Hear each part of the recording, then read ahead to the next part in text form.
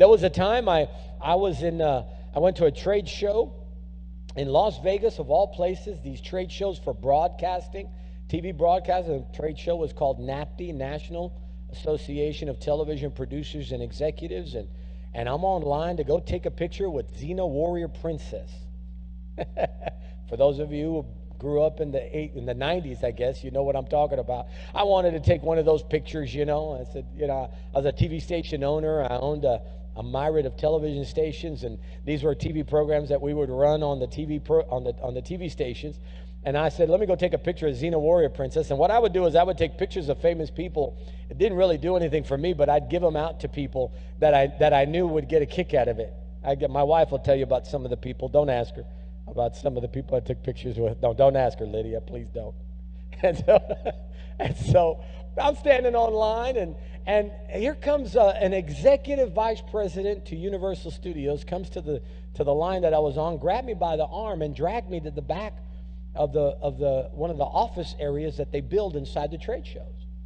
He said, Clark, I need to talk to you. And he drags me. I thought, wow, I must have breached a contract or something. I didn't know what he was going to scold me about. You know, this is a top dog of Universal Studios there in Hollywood, California. And he pulls me in the back into the boardroom that they had created back there. And he told me to take a seat, I took a seat at the head of the boardroom table. And that man sat down and he began to cry and cry and cry. And then he tried to say something, and no English words would come out. That was like, you know, that kind of crying. This is an older gentleman than I at the time, and he's trying to talk, and he couldn't talk, and he's crying, and then he put his face on my shoulder here, and tears were on my suit, and I'm thinking to myself, I'm in the middle of Hollywood, California, and Las Vegas, Sin City, and this man is crying like a baby on me. I knew it was the presence of God, because you know what I knew what I felt, but I had no idea what was going on with this man, and he's crying on my shoulder, and I looked at him, and I started thinking, oh my God, somebody's going to come walking in, and they're going to think that I'm breaking up with him.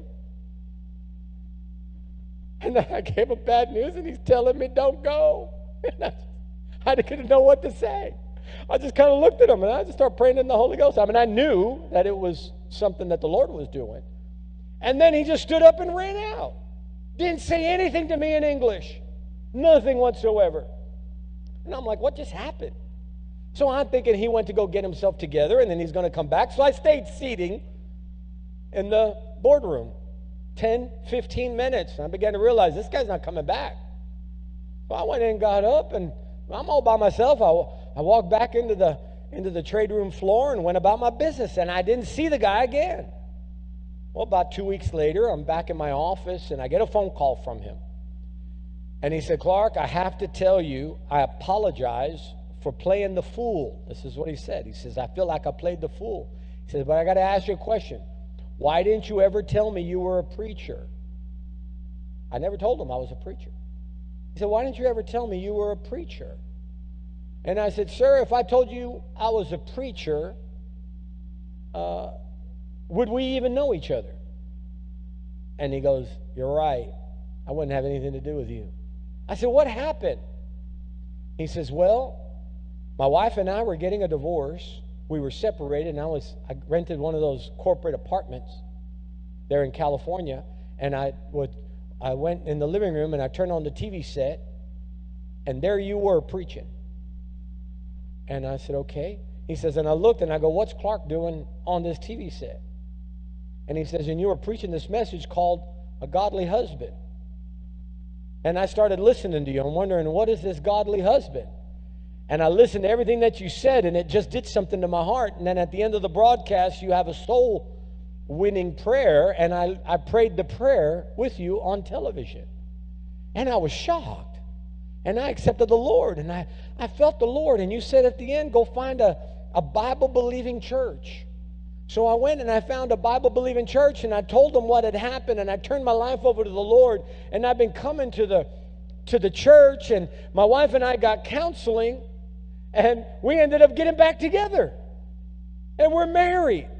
And so when I saw you, I knew you were going to be there at the trade show, and I was looking for you. So when I saw you, I wanted to tell you thank you. So I pulled you out of line. And I went inside the room, but something happened. I tried to say something to you, but I couldn't talk. Everything I was saying was like gibberish, all these words. I didn't know what they were. And I kept trying to say something, but all these words kept coming out. I didn't know what it was, and I felt this thing I had never felt before. And so I just started weeping, and I couldn't stop, so I had to run out of there because I thought I was losing my mind. And I went to my pastor. I even left the trade room floor, and I went to my pastor, and I said, what happened? Look what's going on with my mouth. And my pastor said, you got baptized in the Holy Ghost with the evidence of speaking in tongues. I'd never heard anything like that. And then he goes, listen to this, Clark. And he went, bah, bah, bah, bah, bah, bah. And he started praying to the Holy Ghost. He goes, look at that. I got the Holy Ghost. And he starts, it was all like a little boy, all excited. And he says, I just wanted to say thank you. Thank you for doing the program and ministering on TV. Thank you.